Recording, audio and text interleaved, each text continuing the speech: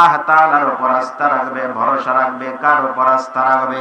আল্লাহ পাকের উপর। বান্দা তুমি আমি যদি ভরসা রাখতে পারি, আস্থা বিশ্বাস যদি বান্দা তুমি আমি যদি রাখতে যদি পারি, তাহলে আল্লাহ তাআলা আপনার জন্য আমার জন্য যথেষ্ট হয়ে যাবে। কথা বলেন ঠিক কিনা?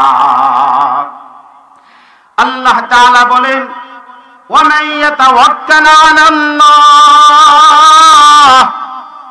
যেই বান্দা আল্লাহ তাআলার উপর তাওয়াক্কুল করবে, ভরসা করবে, ওই বান্দার জন্য আল্লাহ তাআলাই যথেষ্ট হয়ে যাবে। সুবহানাল্লাহ।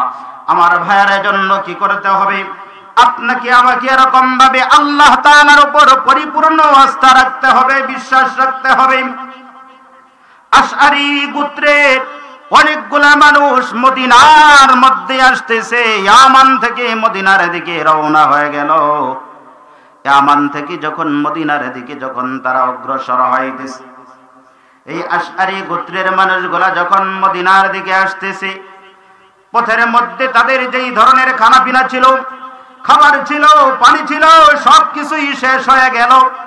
সবগুলাই যখন শেষ হয়ে গেল রে মুসলমান, এবার সবাই চিন্তা করলো কি করা যায়। আমাদের খাবার ও পানিগুলা শেষ হয়ে গেল, এখন আমরা খাবার কোথায় পাবো, পানি কোথায় পাবো? সবাই সিদ্ধান্ত গ্রহণ করলো আমাদের পক্ষ থেকে একজনকে প্রতিনিধি বানাইয়া রাহমাতুল লিল আলামিন দয়ার সাগর আল্লাহর নবী সাল্লাল্লাহু আলাইহি ওয়াসাল্লামের দরবারে পাঠায়া দেয়।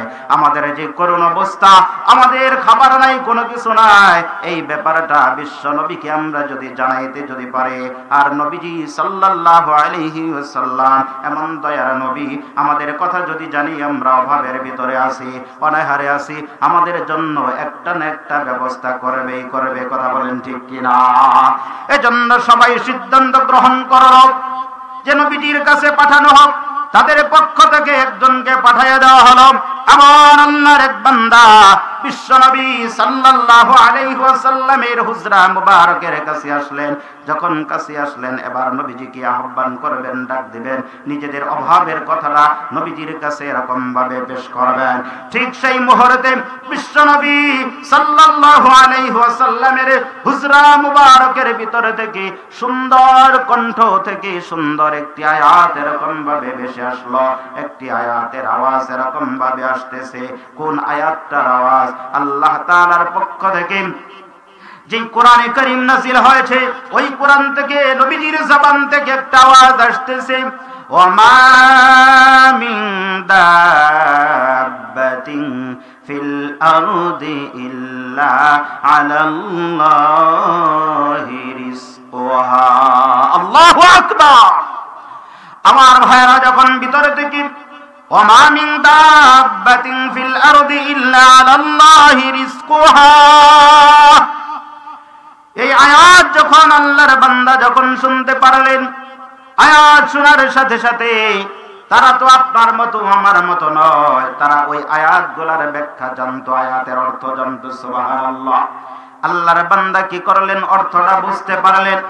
আল্লাহর বান্দা বলতেছে, যেখানে আল্লাহ বলেছে আসমানের নিচে, জমিনের উপরে, এই পৃথিবীর ভিতরে যত ধরনের মাখলুক আছে, যত ধরনের প্রাণীকুল আছে, যারা এই জমিনের ভিতরে বিচরণ করে, এমন কোন মাখলুক নাই, এমন কোন মাখলুক নাই, এমন কোন জাতি নাই যে জাতির রিজিকের দায়িত্ব আল্লাহ তাআলা নেই নাই। সুবহানাল্লাহ। আল্লাহর বান্দা বুঝতে পারলেন, যেখানে আল্লাহ তাআলা সমস্ত মাখলুকের রিজিকের জিম্মাদার হয়েছে, তাহলে রিজিকের ব্যাপারে নবীজিকেও বলার আর দরকার নাই। কথা বলেন ঠিক কিনা?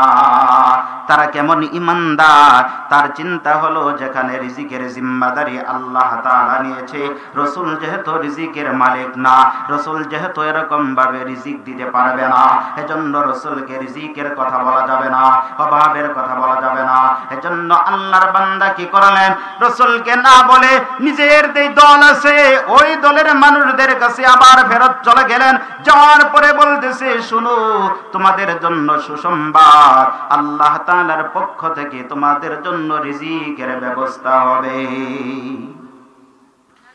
অন্য অন্য সাথীগুলার মনে ভাবলো তাদের চিন্তা চেতনা হলো আমরা যাকে পাঠিয়েছিলাম হয়তোবা সেরকম ভাবে নবীজির কাছে আবেদন জানাইছে, আমাদের ব্যাপারটা বলেছে, হয়তো নবীজি আশ্বাস দিয়েছে, এ কারণে সে আমাদেরকে সুসংবাদ জানাইতেছে। ও মুসলমান না, নবীজির সাথে তার কোনো কথাই হয় নাই। ওই আল্লাহ তাআলার বান্দার আস্থা বিশ্বাস হলো আল্লাহ তাআলার উপরে। কার উপরে? জোরে বলেন। আল্লাহর উপরে আল্লাহর বান্দার আস্থা। আল্লাহ তাআলা রিজিক দান করবে। কিছুক্ষণের মধ্যেই দেখা গেল আল্লাহর দুই বান্দা তাদের কাছে আসলো গোশত এবং রুটি নিয়া। তাদের সামনে যখন এরকম ভাবে তাদেরকে হাদিয়া দিল, দেওয়ার পরে তারা সবাই এরকম ভাবে মজা করে খাবারগুলা শেষ করে দিয়েছে। সবাই বলতেছে নবীজি আমাদের জন্য সুস্বাদু খাবার এরকম ভাবে পাঠিয়ে দিয়েছে। খাবারগুলা অতিরিক্ত হয়ে গেল, বেশি হয়ে গেল। সবাই সিদ্ধান্ত গ্রহণ করলো যেই বরকতের খাবার নবীজির দরবার থেকে আমাদের কাছে পাঠানো হয়েছে, ওই খাবারগুলা এমনিতেই নষ্ট করা যাবে না, এমনিতেই নষ্ট করা যাবে না। এই খাবারগুলা নবীজির দরবারে আবার আমরা ফেরত দেব। নবীজির কাছে পাঠায় দেয়। নবীজি প্রয়োজন অনুযায়ী অন্য জায়গার ভিতরে এই খাবারগুলা যাতে এরকম ভাবে ব্যবহার করতে পারে। এই খাবারগুলা নিয়ে নবীজির দরবারে চলে গেল। যাওয়ার পরে বলতেছি, আসসালামু আলাইকুম ইয়া রাসূলুল্লাহ। ও নবী, আপনি যে আমাদের কাছে খাবারগুলা প্রেরণ করেছিলেন, ওই খাবারগুলা খুবই এরকম ভাবে মজাদার হয়েছিল, আমরা সবাই তৃপ্তি সহকারে খেয়েছি। ও নবীজি, অবশিষ্ট এই খাবারগুলা আছে, এই খাবারগুলা আপনার দরবারে আমরা দিতেছি। নবীজি ডাক দিয়ে বলে, না, আমি তো কোনো ধরনের কোনো খাবার তোমাদের কাছে পাঠাই নাই। বলে, আপনার কাছে তো আমাদের এক الشيطان الرجيم بسم الله الرحمن الرحيم إنما المؤمنون الذين إذا ذكر الله وجلت قلوبهم وإذا تليت عليهم آياته زادتهم إيمانا وعلى ربهم يتوكلون. وقال النبي صلى الله عليه وسلم ما الإيمان يا رسول الله؟ قال الإخلاص أو كما قال النبي عليه الصلاة والسلام. إن الله وملائكته يصلون على النبي يا أيها الذين آمنوا صلوا عليه وسلموا تسليما. সবাই পড়ে আল্লাহুম্মা সাল্লি আলা মুহাম্মাদিন ওয়া আলা আলি মুহাম্মাদ كما صليت على إبراهيم وعلى آل إبراهيم إنك حميد مجيد.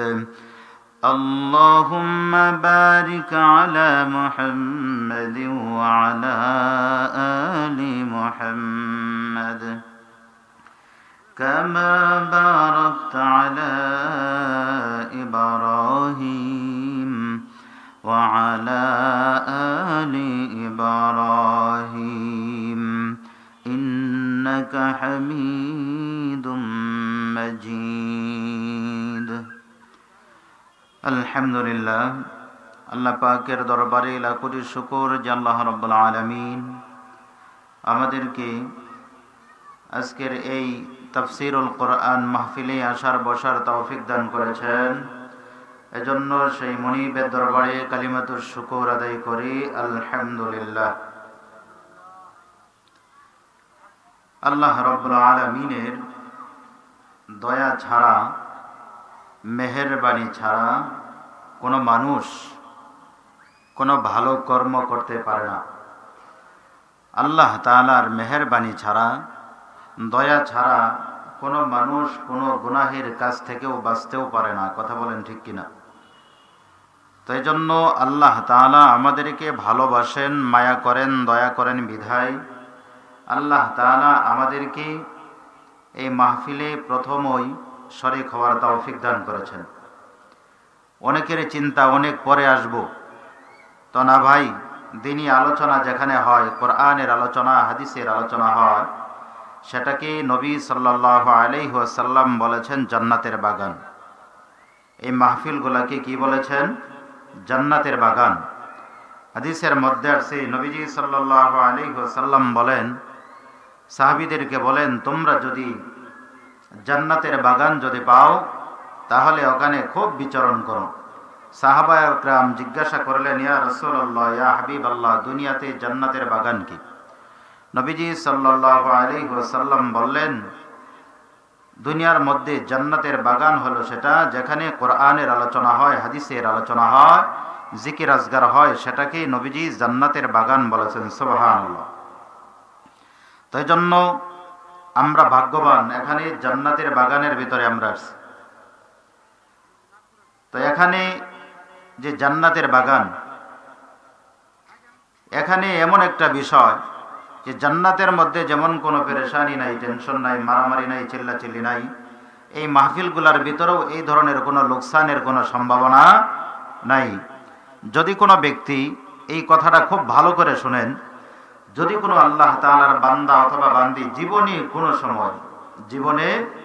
কোনো সময় ভুলে, কি ইচ্ছা করে না, ভুলবশত কোনো আল্লাহ তাআলার বান্দা অথবা বান্দি একবার মাত্র সুবহানাল্লাহ বলেছে, কি বলেছে?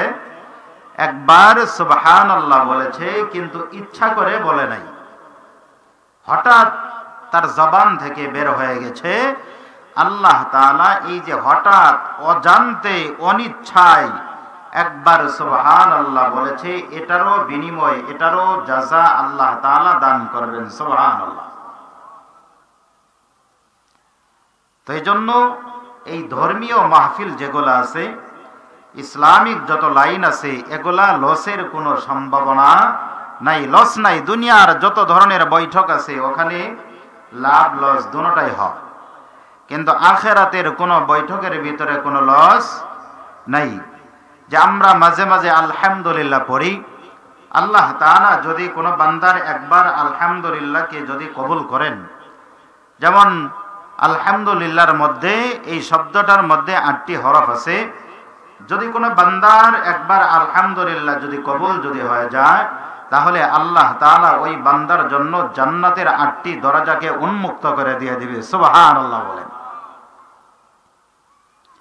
তো এই জন্য এই মাহফিলগুলার অনেক দাম, অনেক দাম ভাই। এখন যদি এটাকে কদর যদি না করি, যখন আপনি আমি কদর করতে চাইব, তখন কদর করে আর কোনো লাভ হবে না।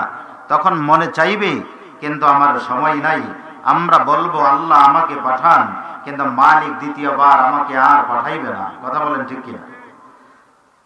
তো এই জন্য আল্লাহ রাব্বুল আলামিন কোরআনে হাকিমের ভিতরে বলতেছেন, আমি যে আয়াতগুলা তেলাওয়াত করেছি সূরা আনফালের শুরু থেকে, আল্লাহ তাআলা বলেন, ইন্নামাল মুমিনুনা আল্লাযীনা ইযা যুকিরাল্লাহ। আল্লাহ তাআলা বলেন, যখন কোন মুমিন বান্দাকে যে আল্লাহ তাআলাকে মানে, সেই হলো মুমিন বান্দা। কথা বলেন ঠিক কিনা? যে নামাজ পড়ে, যে রোজা রাখে, যে হজ করে, যে যাকাত দেয়, ইসলামকে যে মেনে নিয়েছে, সেই হলো মুমিন বান্দা। কথা বলেন ঠিক কিনা? এজন্য আল্লাহ তাআলা এখানে বলতেছেন, ইন্নামাল মুমিনুনা আল্লাযীনা ইযা যুকিরাল্লাহ। যখন কোন মুমিন বান্দার সামনে, যখন কোন মুমিন বান্দাকে কোন মানুষের মাধ্যমে, যে কোনো মাধ্যমে হোক, আল্লাহ তাআলার স্মরণ তাকে করায়া দেওয়া হয়, কোরআনের আয়াত যখন শোনায়া দেওয়া হয়, আজানের ধ্বনি যখন তাকে শোনায়া দেওয়া হয়, তাফসীরের ধ্বনি যখন তাকে শোনা দেওয়া হয়, ফতোয়ার ধ্বনি যখন তার কান পর্যন্ত পৌঁছে যায়, আল্লাহ তাআলার পক্ষ থেকে জিহাদের জন্য যখন কোনো আহ্বান আসে, মুসলমান, যেই বান্দার ভিতরে ঈমান আছে, ঈমানদার বান্দাদের যেই সমস্ত গুণগুলো আছে, ওই গুণগুলা এই সূরার শুরু থেকে আল্লাহ তাআলা বর্ণনা করেছেন। ও মুমিন মুসলমান, এজন্য আল্লাহ তাআলা বলেন, ইন্নামাল মুমিনুনা আল্লাযীনা ইযা যুকিরাল্লাহ ওয়াজিলাত কুলুবুহুম।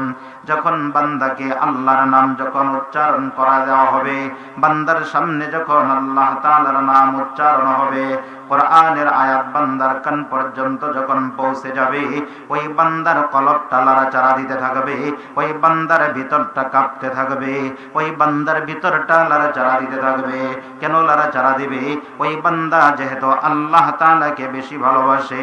মুমিন দুনিয়ার মধ্যে যত মাখলুক আছে, যত মানুষ আছে, যত দামি দামি বস্তু আছে, সব ধরনের বস্তুর চাইতে মুমিনের দিলের ভিতরে একমাত্র রবের মহব্বত হলো বেশি। কথা বলেন ঠিক কিনা? আল্লাহ তাআলা বলে, আল্লাযীনা আমানু আশাদ্দু হুব্বান লিল্লাহ। মুমিনের দিলের ভিতরে, মুমিনের হৃদয়ের ভিতরে সর্বোচ্চ মহব্বত, সবচাইতে বেশি মহব্বত, যেই মহব্বত থাকবে সেটা হবে মালিক আল্লাহ তাআলার মহব্বত। এজন্য মুমিনের হৃদয়ের ভিতরে সর্বোচ্চ মহব্বত যেটা থাকবে, ওটা একমাত্র আল্লাহ তাআলার মহব্বতটাই মুমিনের হৃদয়ের ভিতরে কাজ করবে। কথা বলেন ঠিক কিনা? এজন্য মুমিন মুসলমান যখন আল্লাহ তাআলা মুমিনকে স্মরণ করায়া দিবে কোন মানুষের মাধ্যমে, যেমন কোন মানুষকে এরকম ভাবে কোন মানুষ কাজ করতেছে, হাঁটি ঘাটি বাজারে দোকানে কলকারখানার ভিতরে কোন বান্দা অথবা বান্দি কাজ করতেছে, মসজিদ থেকে আজানের ধ্বনিটা মুয়াজ্জিনের মাধ্যমে আল্লাহ তাআলা বান্দার কান পর্যন্ত পৌঁছায়া দিল। এই বান্দা যখন আজানের ধ্বনিটা তার কান পর্যন্ত পৌঁছে গেল, এই বান্দা যখন আজানের শব্দগুলো শুনতে পারলো, যার ভিতরে ঈমান আছে, যে আল্লাহ তাআলাকে ভয় করে, ওই বান্দা ওই কাজের ভিতরে আর ইস্তেকামত থাকতে পারবে না, ওই কর্মের ভিতরে বান্দার থাকতে পারবে না। কেন পারবে না? মুমিন যে আল্লাহ তাআলাকে সর্বোচ্চ মহব্বত করে, মুমিন যে সবথেকে বেশি মালিককে ভালোবাসে, এজন্য মুমিনের হৃদয়ে যেহেতু আল্লাহ তাআলার প্রেম বেশি, আল্লাহ তাআলার মহব্বত বেশি, এ কারণে বান্দা কি করবে? ওই কর্মকে ত্যাগ করবে। কর্ম এজন্যই ত্যাগ করবে, মালিকের পক্ষ থেকে যে আহ্বান এসেছে, ওই আহ্বানে যতক্ষণ পর্যন্ত মুমিন সাড়া না দিবে, ততক্ষণ পর্যন্ত মুমিনের হৃদয়টা শান্তি পাইতে পারে না। এজন্য এক নাম্বার গুণ হলো, মুমিনের সামনে যখন আল্লাহ পাকের পক্ষ থেকে যখন কোরআনের আওয়াজ শোনায়া দেওয়া হবে, জিকির আজগারের কথা, মালিকের কথা যখন উচ্চারণ হবে, ওই সময় মুমিন বান্দা ইস্তেকামত থাকতে পারবে না কাজের ভিতরে, সাথে সাথে বান্দা আল্লাহ তাআলার ডাকে সাড়া দিবে। কথা বলেন ঠিক কিনা? আমার ভাইয়েরা, শুধু আপনি আমি এরকম নয়, পূর্বে অসংখ্য সাহাবী ছিলেন যারা এরকম ভাবে মসজিদ থেকে যেই মাত্র আওয়াজের ধ্বনিগুলা তাদের কান পর্যন্ত পৌঁছে গেছে, জীবনের সব কিছুকে বন্ধ করে দিয়া তারা আল্লাহ তাআলার ডাকে আগে ভাগে তারা এরকম ভাবে মসজিদের ভিতরে যাইত, আল্লাহর ডাকে আগে আগে তারা সাড়া দিত। আমার ভাইয়েরা, মুহাদ্দিস এরকম ভাবে একজন মুহাদ্দিস ছিলেন যাদের আলোচনা আমরা বিভিন্ন জায়গার ভিতরে শুনি। আব্দুল্লাহ ইবনুল মুবারক রাহমাতুল্লাহি আলাইহি, তিনি বিখ্যাত একজন মুহাদ্দিস ছিলেন।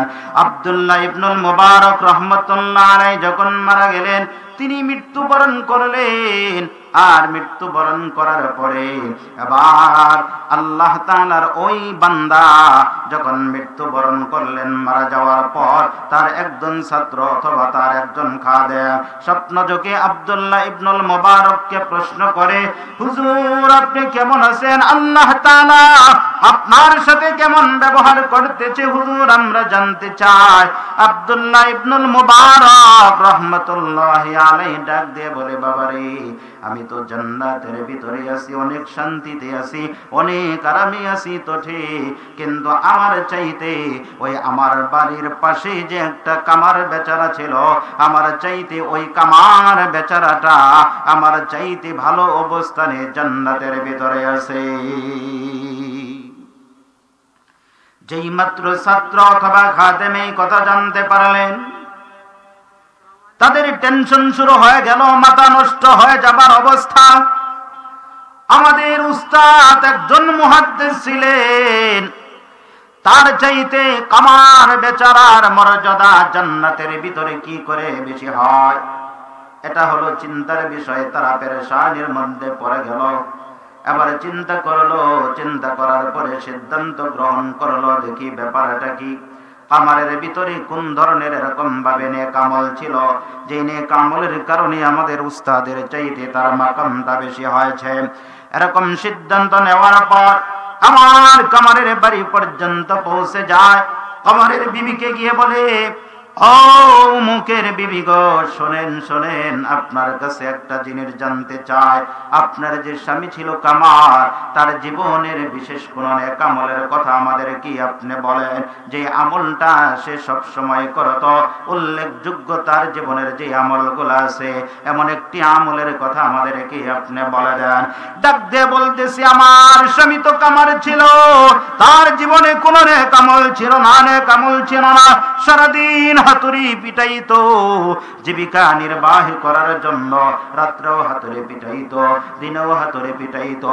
আবার যুবকগুলা বলতেছে, না না আপনি চিন্তা করে বলেন, আপনি চিন্তা করে বলেন, দেখেন তো দেখি আপনার স্বামীর কোন ধরনের নেক আমল ছিল। অনেকক্ষণ পরে আল্লাহর বান্দি ডাক দিয়ে বলতেছে, শোনো, আমার স্বামীর অন্য কোনো নেক আমল ছিল না, তবে হ্যাঁ আমার স্বামীর, আমার জামাইয়ের একটাই মাত্র নেক আমল ছিল। যখন এরকম ভাবে কামারের কাজ তো হলো হাতুড়ি পিটানো, ওই হাতুড়ি দিয়া দা কোরআন এরকম ভাবে বানাইতো, মসজিদ থেকে যেই মাত্র এরকম ভাবে আল্লাহু আকবারের ধ্বনি আসতো, যেই মাত্র মুয়াজ্জিন সাহেব আল্লাহর পক্ষ থেকে আওয়াজ দিত, হাইয়া আলাস সালাহ, ওই মুহূর্তে আমার স্বামী কি করত, যখন মসজিদ থেকে মুয়াজ্জিনে বলতো আল্লাহু আকবার, আল্লাহু আকবার, এই আওয়াজ যখন দিত, আমার স্বামীর হাতুড়িটা যদি সামনের দিকে যদি থাকতো, পিছনে আর নিত না, সামনের দিকেই ফালাইয়া দিত, পিছনে যদি নিত তাহলে পিছনের দিক ফালাইয়া দিত। আমার স্বামীর আমল ছিল, আর আমার স্বামী বলতো আল্লাহু আকবার, আল্লাহু আকবার। আল্লাহ বলে আমি আল্লাহ বড়, আমি আল্লাহ বড়, অর্থাৎ আমি যে হাতুড়ি পিটাইতে চাই, আমার হাতুড়ি পিটানো বড় নয়, এই হাতুড়ি পিটানোর চাইতে আল্লাহ তাআলার ডাকে সাড়া দেওয়াটা হলো বড়। কথা বলেন ঠিক কিনা? এটা ছিল আমার স্বামীর এরকম ভাবে বিশেষ একটা আমল। আমার কর্মটা বড় নয়, আল্লাহ পাকের ডাকে সাড়া দেওয়া হলো তো বড়। কথা বলেন ঠিক কিনা? এজন্য আমার স্বামী আফসোস করতো আর বলতো, ও মালিক আল্লাহ, তুমি কেন আমাকে কামার বানাইছো, কেন আমাকে কামার বানাইছো? আমাকে যদি কামার না বানাইয়া আমার বাড়ির পাশের যে আব্দুল্লাহ ইবনুল মুবারক আছে, তার মতো তুমি আমাকে যদি ধনী যদি বানাইয়া দিতা, তাহলে সারা রাত তাহাজ্জুদের নামাজের ভিতরে দাঁড়াইয়া থাকতাম, সারাদিন ইবাদত করতাম, সব সময় শুধু তোমার নামের পবিত্রতা বর্ণনা করতাম, ও মালিক কেন তুমি আমাকে গরিব বানায়েছ, কেন তুমি আমাকে গরিব বানায়েছ। এইভাবে কামার কি করে শুধু আফসোস করতো। ওই আব্দুল্লাহ ইবনুল মুবারকের আমল দেখে দেখে মনের ভিতরে তামান্না আকাঙ্ক্ষা ছিল, কিন্তু আল্লাহ তাআলা রিজিকের প্রশস্ততা দেয় না, এ কারণে আল্লাহর বান্দা সব ধরনের ইবাদত করতে পারে না। কিন্তু দিলের ভিতরে ইবাদতের মহব্বত, আল্লাহ পাকের মহব্বতে কামারের হৃদয়টা ভরপুর। সুবহানাল্লাহ। এই কারণে সামান্যতম একটা কামার, যেই কামার এরকম ভাবে যুগ শ্রেষ্ঠ মুহাদ্দিস আব্দুল্লাহ ইবনুল মুবারক, তার চাইতে জান্নাতের মাকাম যার বেশি হইতে পারে। ও রিকশাওয়ালা, ও দোকানওয়ালা, ও চা বিক্রি করনেওয়ালা, ও বাদাম বিক্রি করনেওয়ালা ভাই, তোমার চিন্তা নাই, চিন্তা নাই, তুমি চিন্তা করিও না যে আমি তো একজন স্বাভাবিক কামার, আমি স্বাভাবিক একজন রাখাল, আমি একজন দিন মজুর, এরকম ভাবে কোটিপতির চাইতে আমি কিভাবে আগে জান্নাতে যাইতে পারি। না না আল্লাহর বান্দা, এমন চিন্তা করা যাবে না, এমন চিন্তা করা যাবে না। বান্দারে তুমি যদি ইবাদতের মহব্বত তোমার দিলের ভিতরে যদি লাগায়া দাও, আল্লাহ তাআলা ওই ধনী ব্যক্তির চাইতে, ধনী ব্যক্তি যেন সাদকা করে যে নেক আমলটা পাবে, ও বান্দা ভালো নিয়তে তুমি যদি আফসোস যদি করতে থাকো, বান্দা তুমি গরিব হয়েছ, হজ করতে পারো নাই, কিন্তু বড় লোক মানুষ যখন হজ পালন করে, ওই হজ দেখে তুমি আফসোস করো আর বলো, মালিক তুমি যদি আমাকে টাকা দিতা, তুমি যদি আমাকে ধনাঢ্য ব্যক্তি যদি বানাইতা, তাহলে তোমার ঘরটা আমি তাওয়াফ করতাম, তাওয়াফ করতাম। আল্লাহ তাআলার পয়গম্বর বলেন, ওই বান্দাকে হাসরের মাঠে আল্লাহ তাআলা হজ যদিও পালন করে নাই এই বান্দা, তারপরেও ওই বান্দার কপালে হাসরের মাঠে আল্লাহ তাআলা তাকে হজ পালন করার সওয়াব দান করব। চিৎকার দিয়ে বলেন সুবহানাল্লাহ।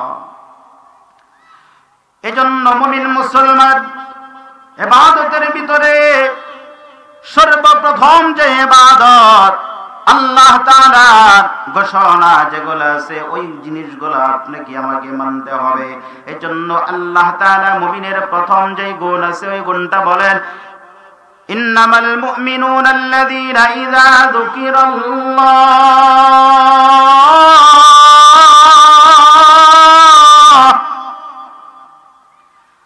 ওয়াজিলাত কুলুবুহুম وَإِذَا تُلِيَتْ عَلَيْهِمْ آيَاتُهُ زَادَتْهُمْ إِيمَانًا وَعَلَى رَبِّهِمْ يَتَوَكَّلُونَ।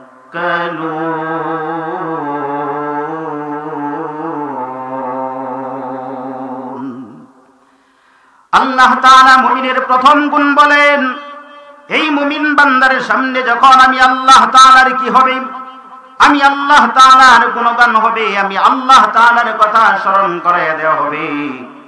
এক নম্বর গুণ হলো মুমিন ওই কাজের ভিতরে আর ইস্তেকামাত থাকতে পারবে না, অর্থাৎ ওই বান্দার ভিতরে লাড়াচাড়া দিতে হবে, কম্পন এসে যাবে, মালিকের ভয়ে এরকম ভাবে কম্পন আসতে হবে। কথা বলেন ঠিক কিনা? কিন্তু অনেক মানুষকে দেখা যায় আজানের আগে যেমন এরকম ভাবে তাসের ভিতরে ছিল, আজানের আগে যেমন গান বাদ্য বাজনা বাজাইতো, আজান এরকম ভাবে মসজিদের ভিতরে চলে, আজানের ধ্বনি যাওয়ার পরেও বান্দা আল্লাহ তাআলার নাফরমানি কাজের ভিতরে আছে, এমন মুসলমান আমাদের দেশে আছে না? না। ও ভাই, যেই বান্দা নাকি আজানের আগেও যেমন অপকর্ম করত, আজানের আওয়াজ দেওয়ার পরেও বান্দা যদি ওরকমই কর্ম করে, মনে করবেন এই ব্যক্তির ঈমানের ভিতরে ভেজাল আছে। কথা বলেন ঠিক কিনা? কোন ঈমানদার বান্দা আল্লাহ তাআলার ডাক শোনার পরে ওই বান্দা কোন ওই কাজের ভিতরে ইস্তেকামাত থাকতে পারে না। কথা বলেন ঠিক কিনা?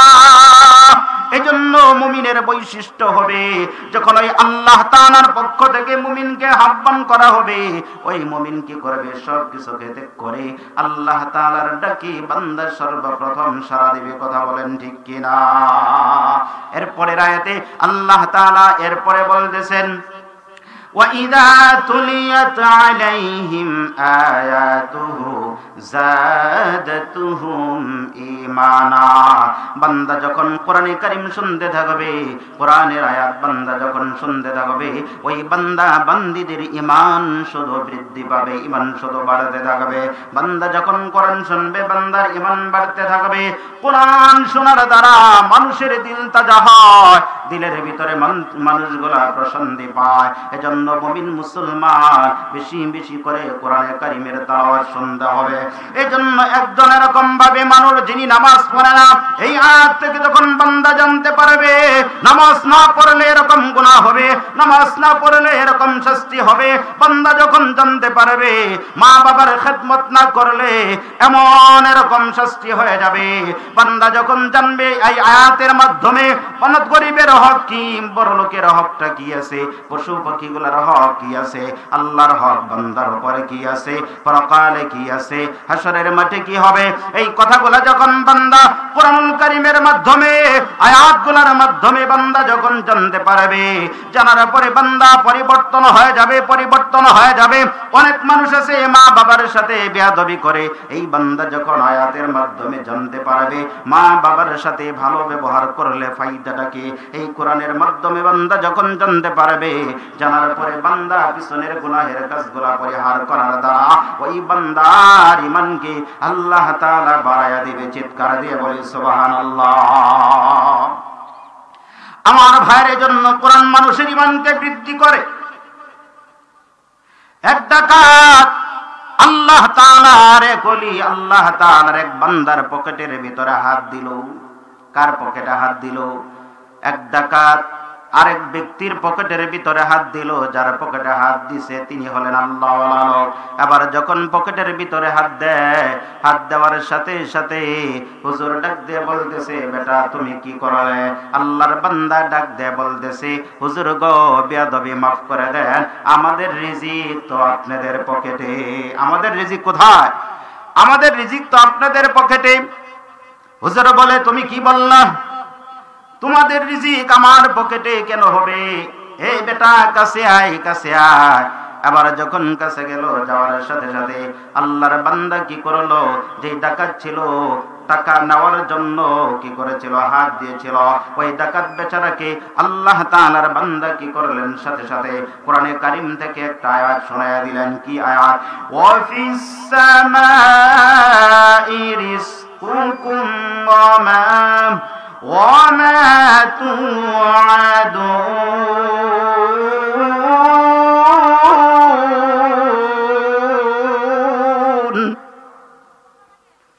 আবার ডাকাতকে যখন আয়াত শোনায়া দেয়, আল্লাহর বান্দা ডাকাত যিনি পকেট থেকে টাকা নেওয়ার জন্য আসলো, ওই বান্দা তো কোরআনে কারীম শোনার জন্য আসে নাই। আল্লাহর বান্দা ডাক দিয়ে বলে, শোনো, তুমি তো এরকম ভাবে আমার পকেট থেকে টাকা ধান্দা করার জন্য আসলা, কিন্তু আল্লাহ তাআলা কি বলতেছে শোনো। আল্লাহ বলে, সমস্ত মাখলুকের রিজিক হলো আসমানে, আর তুমি রিজিক খুঁজতেছো আমার পকেটে। বান্দাকে যখন বলে দিল, আল্লাহ বলে সমস্ত মাখলুকের রিজিক হলো কোথায়? আমরা তো মনে করি ক্ষেতের ভিতরে রিজিক আছে, চাকরির ভিতরে রিজিক আছে। না রে ভাই, না, চাকরির ভিতরে রিজিক নাই, জমিনের ভিতরেও রিজিক নাই, কর্মের ভিতরেও রিজিক নাই। সমস্ত মানুষের রিজিক হলো আসমানে। রিজিক কোথায়? আসমান থেকে রিজিকের ফয়সালা হয়। ও বান্দা, তুমি কর্ম করো, আসমান থেকে রিজিকের ফয়সালা যদি না হয় তুমি রিজিক পাবে না। এজন্য ওই বান্দাকে যখন কোরআনের আয়াত যখন শোনায়া দিল, এই ডাকাত বেচারার দিলের ভিতরে ধাক্কা লাগলো। জীবন ভর টাকার জন্য মানুষের পকেটে পকেটে হাত দিতাম, আল্লাহর ওলি কি করলো? আমাকে শোনায় দিল, আমাকে জানায় দিল সমস্ত মাখলুকের রিজিক যেহেতু আসমানে।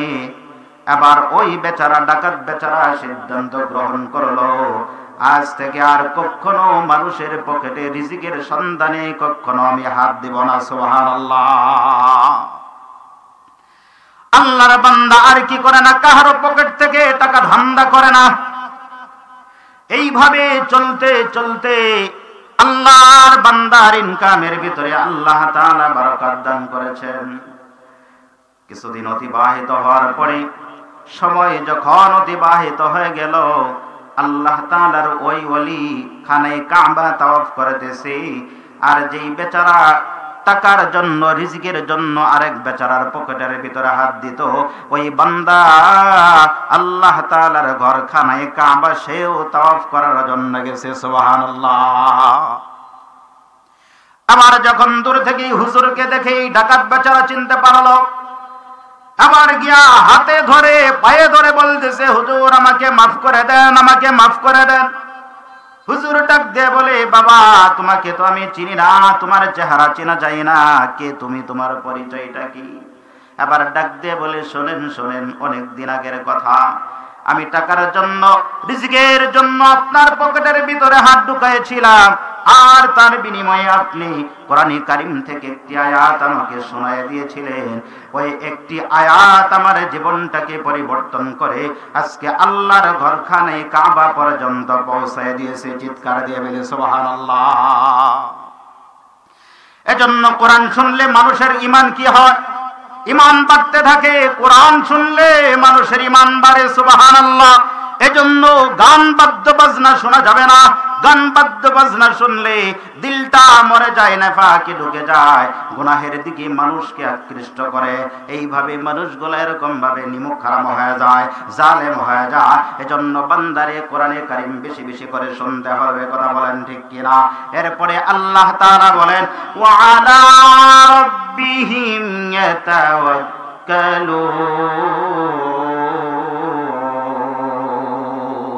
মুমিনের 3 নাম্বার গুণ হবে